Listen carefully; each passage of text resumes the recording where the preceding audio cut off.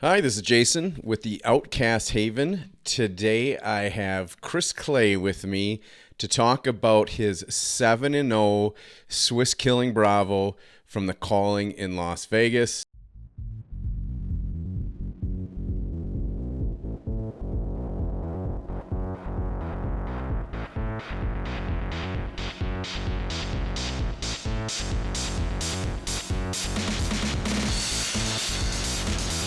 Chris, thanks for coming on tonight with me. Pleasure to be here. Oh, Love the show. thank you. And you're down in Houston, Texas, correct? Right. So, what we are going to start with today is I'm just going to transfer over to good old FabDB here. And I think the equipment suite, except for one thing, is pretty standard. I ran a little bit different than this, but did you use time skippers at the calling? Yes, I did actually a couple times. Was it what matchups were you I using feel those in? like time skippers. It's usually just against Prism. Like time skippers, if you walk into that matchup and you don't have them, then you're asking for stuff to go wrong. It's like you don't want to have to use them, but when you have to use them, you have to use them because if they establish too many auras, then things will just get way out of hand for you. Um, I feel like the matchup is pretty unwinnable if you just don't run time skippers at all. So I ended up pulling them, and for your typical prism turn, you would pitch a blue to time skippers, and then I assume one blue to hammer. What was your other attack that you'd be doing that turn? The other attack is usually going to end up being just anything you can squeeze in that could pop a aura. Okay. Crush the weak, last ditch effort, crush confidence, zealous belting, any command and conquer, whatever you can do to like make sure you hit two auras, or even sometimes you have to kill an aura, but you also see they have like a big arsenal or they're trying to do some big blowout play. You could time skippers, command and conquer, and then hammer. Like there's a lot of things you could do with it to do like split pressure. Yep. Yep. And then other than that, pretty standard Guardian loadout. So let's get to the meat and the potatoes, because there was a handful of Guardian players that were 5-2. I know personally myself and two others that were 5-2 Guardian players. So to go to 7-0 is quite an accomplishment.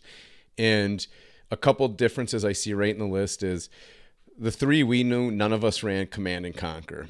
So this kept coming in and out of my list. Did this stay in 100% of the matchups? Yeah, So it this doesn't never matter who I'm sideboarded playing out. against. No. In rating that in this deck, was it super good, super beneficial for you? How would you rate the card overall? I feel like based on my performance, I can't say that anything in this list is perfect or anything that I wouldn't change. Even Command and Conquer is up for change. Right. But as far as for the game plan that I wanted to do going into the event, it did everything that I wanted it to do against every matchup that I wanted it against. It's like Command and Conquer is kind of like it puts the opponent off balance. And that's what I like to do with my Guardian. I like to knock the opponent off balance. And then once they get knocked off balance, you never let them get back on. Right.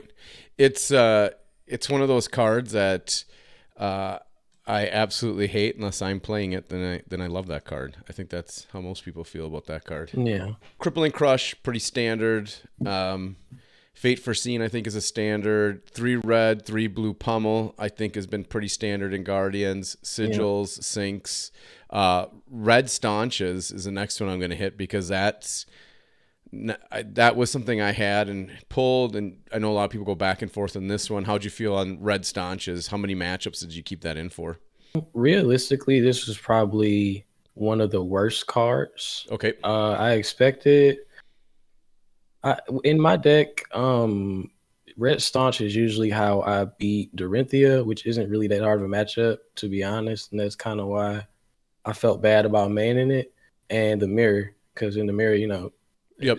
we all approach it in different ways because everybody has their own different style of playing the deck. There's like not one right way, but those are the two matchups that I ended up mainboarding it for, or sideboarding it. Sorry, and Okay. it never really came up. I kept it in against chain sometimes. It felt bad if I saw it too much. And I feel like that's one of the reasons I didn't perform as well. So that definitely be cut probably down to at least a yellow, if not a blue. Okay. So that's what you'd probably change, is just for a different color. Yeah, like that's 100% my takeaway from that event is that definitely has to get changed in some capacity. Okay. And then next one I'm going to hit is Zealous Belting. I think a lot of people started putting this in. To me, Zealous Belting was an absolute workhorse. I got a lot of value out of it. I even pummeled it a couple times. How did you feel about Zealous Belting? It did everything I needed to do. I mean, sometimes you couldn't get the go again off, but even then, it's still a card that's just like, that's a lot of damage. Like Yep. 5 into a 6, and sometimes you have a pummel on top of it. That's a lot of damage for somebody to just eat to the face. So in those matchups where you want it, it's like extremely good. I used to like dibble and dabble with the yellow, but red is just, I feel like red is perfect. If you can't get it off, that's fine. Arsenal it, save it for later. But it's definitely a main board, sideboard, the card. I probably wouldn't take it out. Okay. Disabled Yellow, I think, made it in, just getting rid of. I mean, it's another Command and Conquer style card. Um, your overall count, and I'm just gonna page through here, just to see if there's anything crazy. Your main count was 42 blues, 27 reds. So you ran a high red count, in my opinion. Did you have an amount of blue cards you wanted in for every matchup? Like this was a minimum amount, or did you not have a minimum set like that?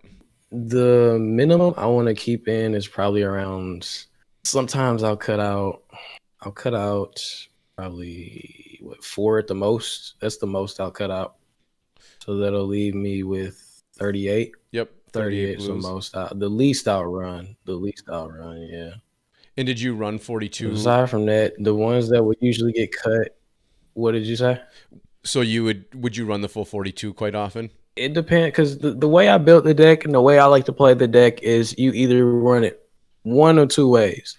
You're going to keep the full 42 and go defensive, or you're going to cut down 4, which is going to be the 2 snags and then 2 unmovables, and then you just go more aggressive. And there really was no in between for me. Those are the the 2 modes that my deck has. Okay.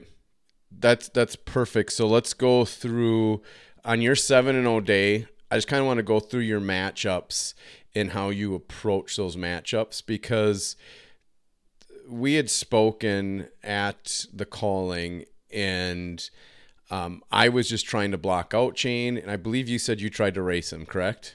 Yeah, that is completely correct. So I want to hear that strategy, because I went 2-2 against Chains on day one. I think you did a little bit better against Chains. So I'm curious how you approached. How many Chains did you play on day one? Day one, I played 2. Okay. No, it might have been 3 actually. 3. So 3, you went yeah. 3-0 in Chains on day Two, one. 2 or 3. One of the 2. Yeah. But I did day one. I raced all of them, and it worked out. The last one, my final round, I won by literally the skin of my teeth. But I feel like at a certain point when I was at the top tables, and I would just see, table one's Bravo versus Chain, and what's happening. Like there's an Ursher token on board, and Bravo's on like 2 life, and then Chain banishes like 8 or 9 cards, and then Bravo just dies. And I'm just like, I'm here to win this realistically. I don't want to go out like that. If I'm gonna go out, I'll go out on my own terms. I made the deck specifically so I can have a more aggressive until it didn't work for me anymore. And Okay. it worked all day one, literally. So it got me there. And you'd be going to your 38 blues in that approach when you played those chains, and you just straight. Yeah, I would take out the and take out two immovables. All right. Okay. And yeah, I just go to town. Or what was any other tough matchups you had from day one? I think that literally everything else I played was either chain or prism. I think I might have played 4 prisms And you didn't. over the course of the tournament. So how many They did you play more prisms day one or two? played more day one actually, yeah. And then on day two I played one, and that was the first one that I lost to. Was that which was that? That wasn't Tyler's, was it? Yeah, that was actually Tyler who played him on stream. He was the winner of the whole event. Yep. Okay. And your approach by just swinging every single aura and then just get the threats out of the way before you start going after it, I would imagine. Is that the approach you took for all your prism matchups? I'm not really sure what it is that I do when I approach the prism matchup that's different than everybody else. But the one thing that I can say is that I always attack the auras. They're always the main priority. If you see an aura, you just smack it. Just period. It doesn't matter what combo you think you have in your hand.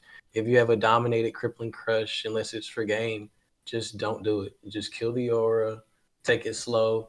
The sigils are there to mitigate the damage, and you just have to grind them out.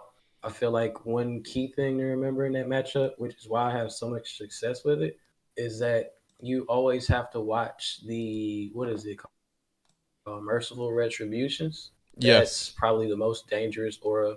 And then after that, you want to watch out for the Genesis. It gets really crazy, if at all. Right.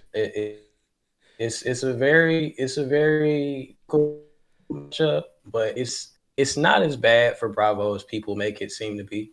And I feel like a lot of the reasons that people, the word has gotten around that it is because non-Bravo players and non-Prism players often put their opinion into the equation, and they may or may not be correct. It's all about, the person who's the better player. That's what this game is. Right. Nothing is an auto loss. Right. No, I agree with that. I think we've preached that it's this game rewards good play for sure. I mean that's something it does. Rouse the Ancients is another one that a lot of people go yay or nay on. I've found that card to be amazing for me, especially into the Prism matchup. I don't know if you felt that same way. It's definitely like if you can get her to a point where she has a pretty small hand, or she's not going to be able to do a lot of damage on her turn, and she gives you the opportunity to get that card off, then it is pretty like it's pretty tempo swinging, because 7 is not a small number. 7 is literally huge, and you can use that to either just beat her down just like anybody else, or you can use it to here's 7. I want to pop some of those shields, but I also want to pop like guys out. Mistaken, you can use it to pop her auras. It says you, as an additional cost, you may reveal any number of attack action cards. If you don't want to, I'm pretty sure you don't have to. So, and I could be wrong on that, but you can use this to just play it from Arsenal with time skippers and pop something. Oh, I suppose. Yeah. Yeah, you could. Because you don't need the +7. It's just like swinging Yeah, a naked yeah, just Raiden. swinging the naked raiding that aura, and just get rid of it. I've not done that. I also didn't run up against any prisms in the actual calling, which was shocking. But I got my my Hmm. plenty of chains. Day two, what did you finish the tournament as? I think I lost 3 times overall. So however many rounds it was, and Okay, then 3 of them were so losses X for three. me. I think it was four more I rounds. So know, yeah, 8-3. So I lost to Two Chains and the Prism, which was the winner of the entire event. Yep. Okay. And that's, I mean, I think that was why Chain had some of the erratas it had, is because it sometimes would just go off. And I don't know if you ever had any, but I know I had two games where my opponent shelled out between 25 and 30 damage on one turn, and there's just not enough block cards in a deck to deal with that. Even Snag, it's like Snag can help you a little bit, but Snag can't always win you the game. You Right. know, sometimes you snag and it's just like, okay, well, I won't use the other Rift Bind. I'll just save that for later. Right. Right. And yeah, it's you can block it out if you get the heart of the cards, but it's sometimes it just doesn't work out that way. So going into this new meta that's starting to form, and we'll take a little bit here before we see how that will form. What is there anything in particular that you are looking at changing your Bravo list? Are you going to go right to Oldham? How are you feeling into the new meta? Right now, I feel like I'm personally am going straight to Oldham.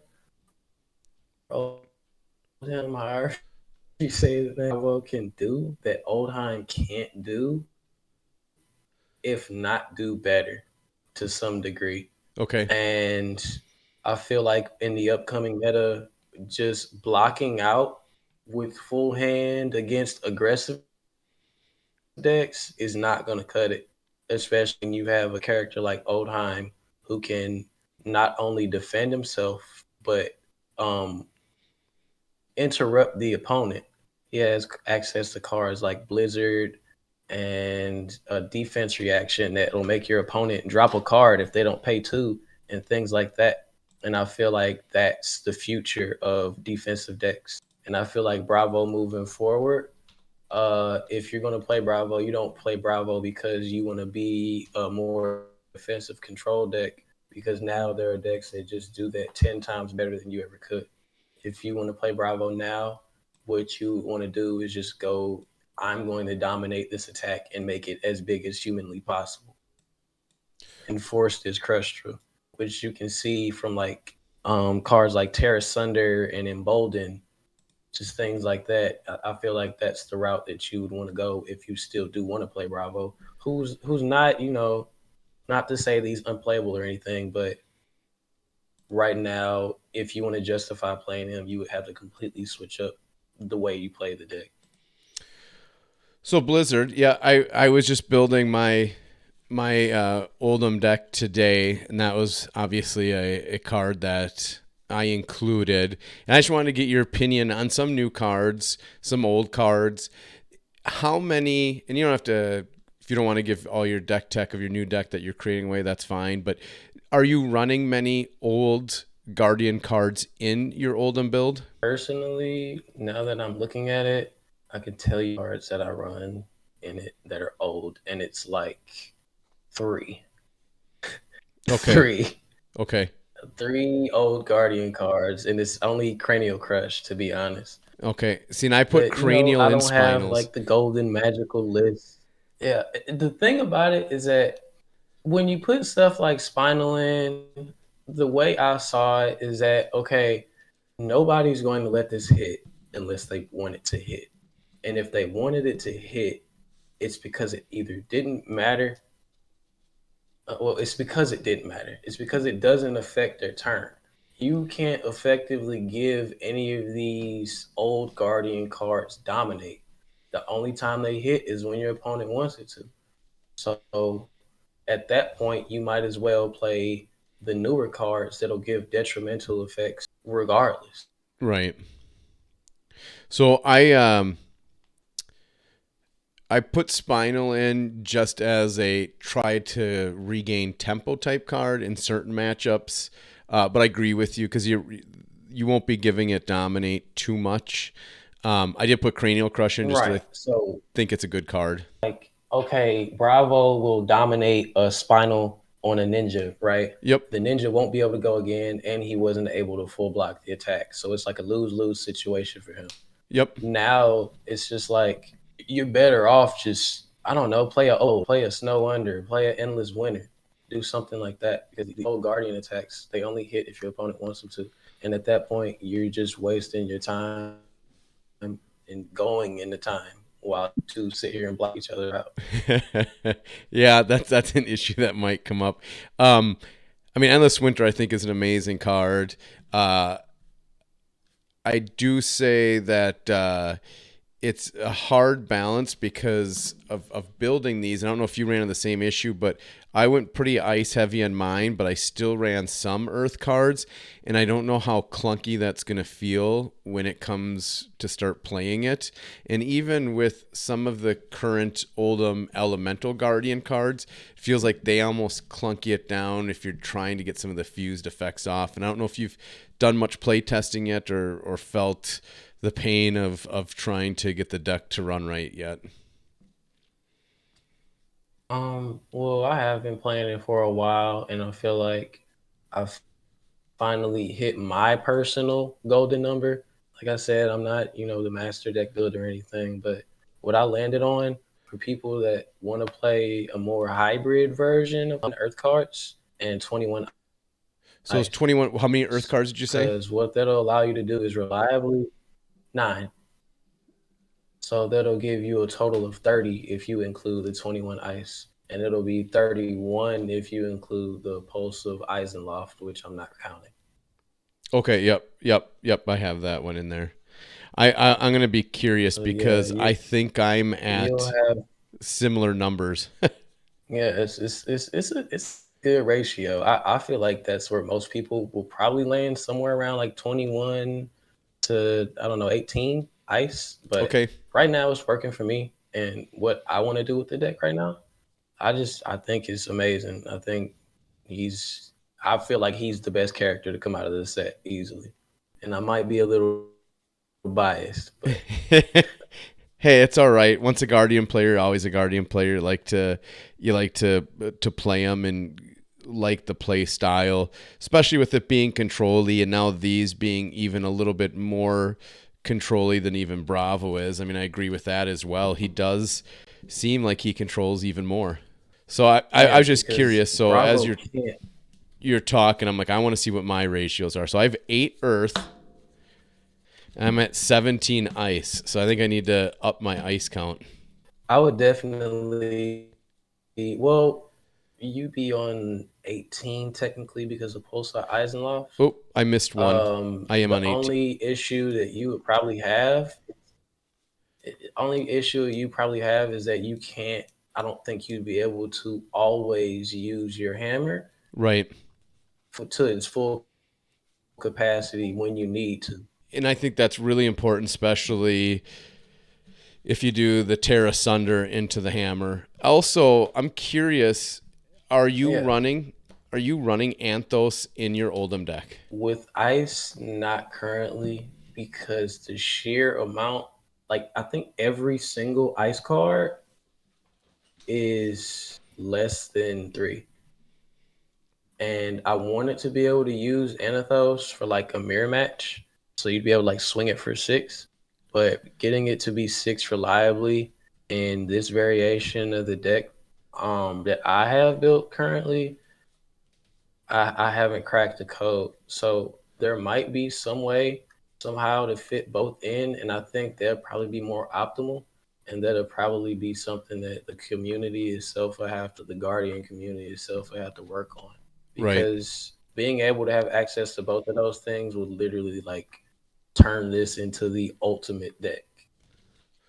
Yeah, I mean, there's some cards that like just like awakening if you get down or take a big hit, and then being able to play just an absolutely huge attack because of that, and pull off way more Right. than you should be able to, I think was an amazing card for this. I don't know if you're playing it, but I loved it, and from what I've seen, I enjoy playing that card. And the ice effects to be even more control-y seem super good. How do you feel about Awakening? Like, what is your personal like I opinion on it? Has it worked for you? Yes, I've pulled it off and had it pulled off on me in sealed. In sealed, it's Right. just disgusting.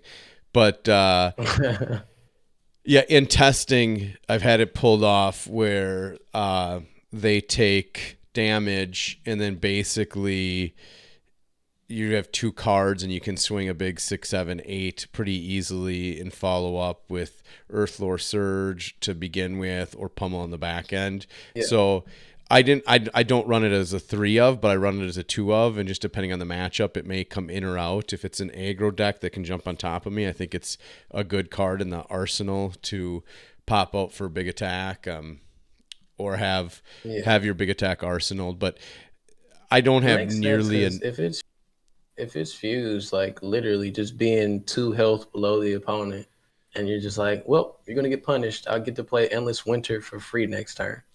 Like that's kind of crazy. I myself haven't experimented with it, but I can definitely see the power that yeah. it holds, and I feel like it will eventually find a place in my deck and everybody else's.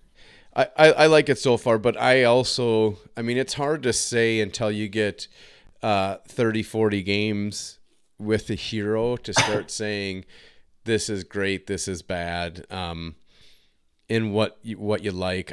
I'm trying to make mine, and this is I played DBS with before I started this, and I did like hand control decks as much as people hated to play Yeah. against them because you just lose your hand.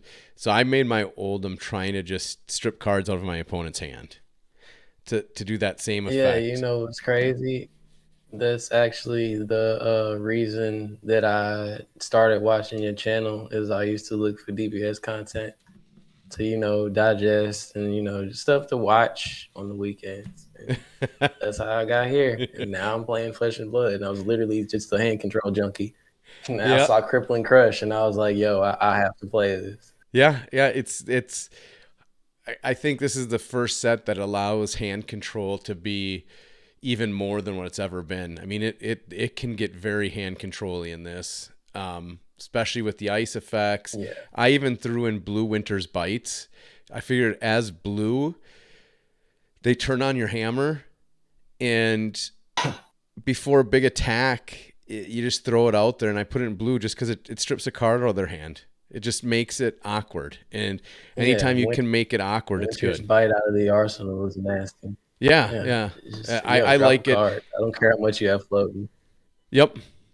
I just the blue I just put it in as blue to start. And I may up that to a yellow red, but I just thought blue was fine because it turns on your hammer and does all kinds of things you want. But there's so many ways I think to build Oldham that it'll be. What I'll really be curious is in Dallas to see what comes out of the Pro Quest, because that'll Oh, be the yeah. first time this meta really gets tested. Chain will show his head again. Yeah, I don't think he's going He'll anywhere. still be I strong. agree. Yeah. Like, go again is strong, people. Like, it doesn't matter if he doesn't have seeds. It's still good. Just give him stuff, go again for free. Um, but I also feel like right now, Prism is in a position where she could literally beat anybody. She was already really good and didn't have a lot of bad matchups as far as I was concerned. And now it's just kind of like, all right, well now the chain is gone. She's kind of like the one of the ultimate control decks because now Oldham is here. Dash is kind of not looking too good.